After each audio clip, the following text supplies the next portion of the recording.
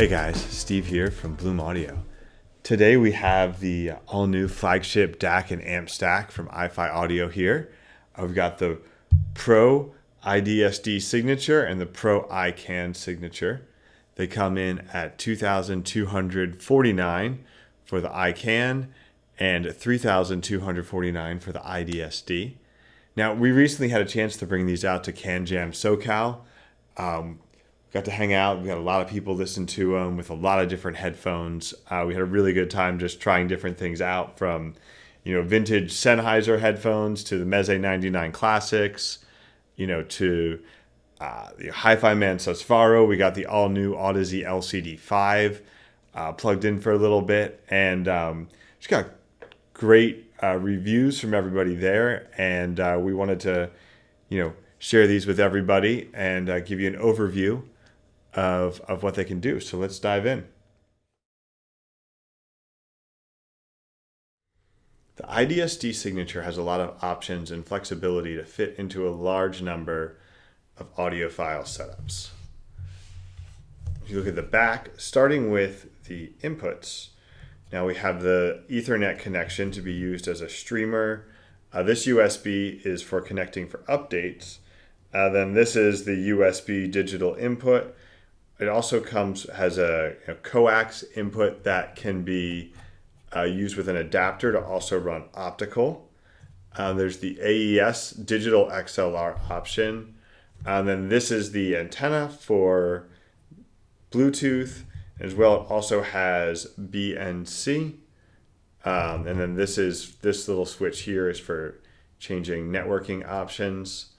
Then over here for outputs, we have the XLR outputs and RCA outputs. And then this switch over here, if you can see, switches between two different things. Hi-Fi versus Pro, which affects the voltage that's standard for most Hi-Fi setups and the voltage that's standard for Pro setups. And then it also allows you to switch between fixed or variable. So in fixed mode, when you connect it to another device, this has no effect no matter what you do with it. In variable mode, this also works as a preamp, and so the volume knob is back on. So on the front, you have your input selector, which chooses between any number of those things on the back. And then this is your filter selection, which changes your DAC filter. Now, something to note, these are both completely digital knobs. So the position of the knob actually doesn't necessarily always completely line up with what you're using. You just have to kind of click through it to get where you're going. Then we have the tube selection here, solid state, regular tube, and tube plus, which warms things up a little bit more. And then over here, we've got our gain control as well as the regular volume knob. For outputs, to use this as a standalone unit, you've got 6.3, 3.5, and 4.4. So yeah, the overall build and construction is really nice. The switches and knobs all provide good tactile feedback that makes the Pro iDSD signature a joy to use.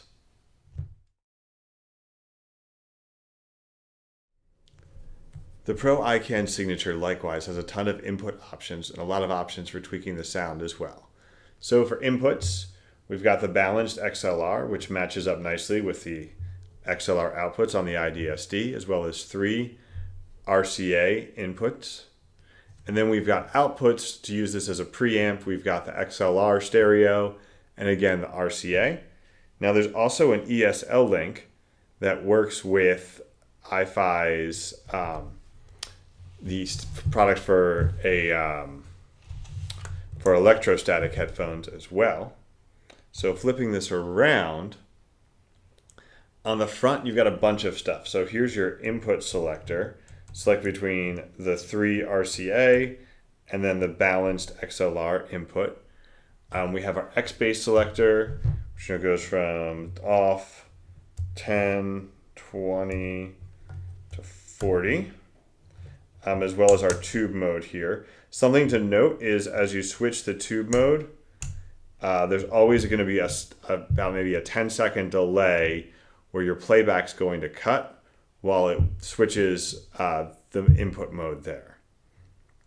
Then over here, we've got the 3D selection. So what you see there is the two different numbers representing the matrix for the distance and angle. And finally, you've got your big, smooth volume knob over here. Now, here we've also got your gain selection. So, more sensitive headphones, even IEMs on 0. Most other headphones you might want to use, you can use probably 0 or the 9. And then for the big boys, you'll want to switch that up to 18. And of course, for output, we've got a single-ended 3.5, 4.4 balanced, a 4-pin balanced XLR. And I want to talk for a second about these. You see these a lot in Pro Audio. It can take, so if you just are plugging in a standard 6.3 millimeter connector, you want to plug in here. But there are some that use a dual 6.3 for balanced or dual 3-pin XLR for balanced. So depending on what your setup is, you can use any of those options to get that taken care of. And again, the build on this is really nice.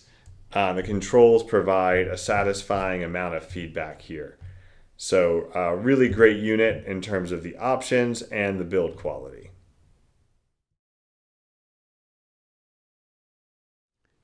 In general, iFi's house sound tends towards warmth.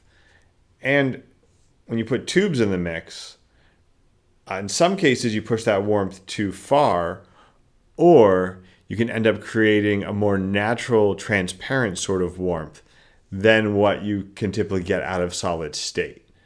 And where I had felt the Pro iDSD, the original version, had ended up getting a little too warm in the tube modes, the new Pro iDSD signature really has a perfect blend of balance in the way it delivers warmth along with detail and transparency.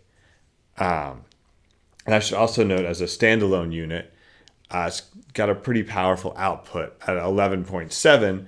So there's a wide variety of headphones that you can plug in to get this sound with it. Now, even without the tubes on, there's a smoothness to the sound. There's a subtle sort of warmth, but it never loses sight of the fact that it's a $3,000 plus DAC, and it delivers the high level of detail, the definition, the instrument separation, all that other stuff that you're looking for in the DAC sound at that price range. Does it really well. So, no matter what the setting is on, whether you want to keep it solid state for just that subtle touch of warmth, or you want to bring it over into the standard tube mode, which brings a little more, or into Tubes Plus, which can really smooth out harsher headphones and add a little bit of color and personality to maybe some drier sounding headphones as well. You can do that without losing the detail, without losing the definition, and basically still maintain that flagship sound with the warmth. The Pro iCAN signature tells a similar story, but with a little more power and grunt to it. As an amp, is highly transparent and provides excellent delivery with great headroom, the sound stage, and the presentation of the 3D image. There's tons of power to drive any headphone you throw at it, including the Susvaro, which we tested on this, with ease. And the X-Bass provides low-end support. So the design on X-Bass, if you're not familiar with, the idea is that a lot of headphones have a roll-off in the sub-bass that is not otherwise neutral. Headphones have this roll-off that's not really a natural sound. And so the X-Bass gives you a little bit of lift there. But you can also use it to create a sort of bass boost. And the way that this is designed, you can really push that boost up, add those tubes in, and you can turn, a headphone like the Hi-Fi Man Aria that, is a neutral tending slightly towards analytical, and turn it into like a V-shaped signature almost, just with the X bass and all of that, and make it warm it up a lot, smooth out the highs, but again maintain those strong characteristics of the Aria, the wide sound stage and the detail there. And speaking of the sound stage, the 3D feature on here does add a strong enhancement to the sense of space for the listener.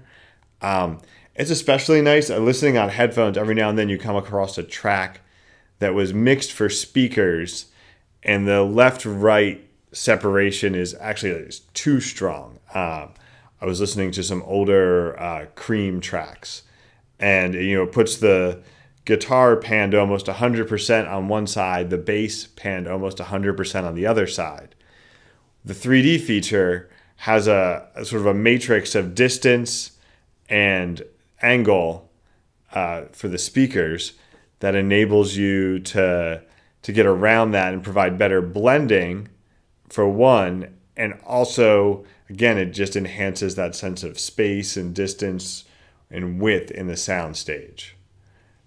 And it's also true with the iDSD, but with the iCAN, I tested it with a number of different DACs we had around, tested it with, plugging a DAP straight into it via the RCA and other things. I found it paired really well, whether with a Chord Cutest, or, one of the Astral and Kern DACs, or DX300 even for my basso, or even, with something more budget like the Zen Signature DAC. It sort of brings the Zen series up a little by adding this level of powerful, transparent amplification.